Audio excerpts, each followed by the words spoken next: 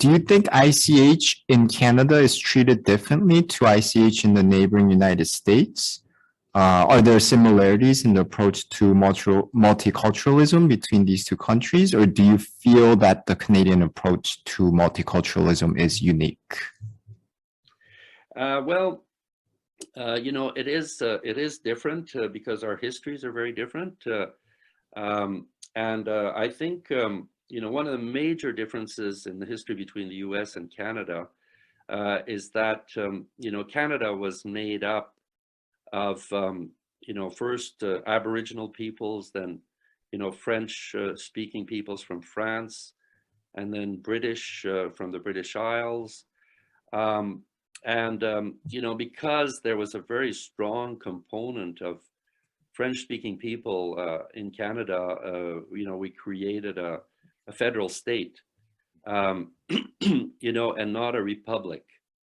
The federal state is a political structure which is intended to accommodate, different cultures and have them live together in harmony and peace.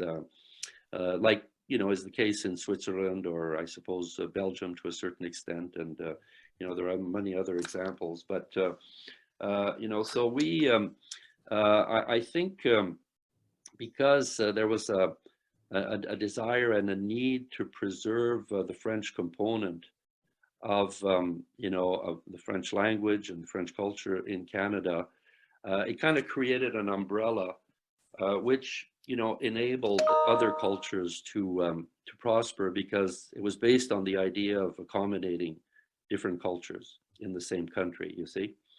And for example, in the US, because they have a more Republican state, more centralized, and for example, when Louisiana, which is a big part of the US, was annexed, well, there was really no question of maintaining the French language in Louisiana. It was, everyone should become American, and it was sort of, American manifest destiny. And, that was their perspective, as in many other Republican states, France is very Republican also, So it's like one language, one culture, and one nation, Mm-hmm. Germany a bit different, because they're also kind of a federal state. So I would say that is the major difference. And because of that, well, we have two official languages in Canada, and now we're beginning to recognize Aboriginal languages more and more. So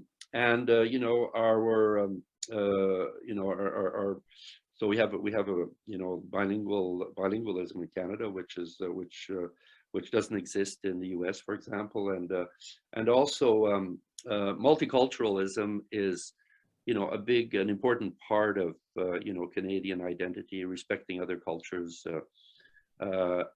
Aboriginal cultures, and also immigrant cultures as well. So I think there are efforts made to celebrate these differences through festivals, for example, and through school curriculum, teaching in schools, the idea of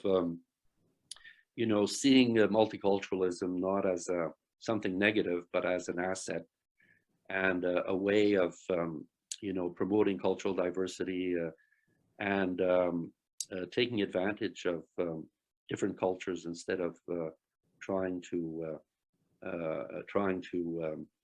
reduce their importance.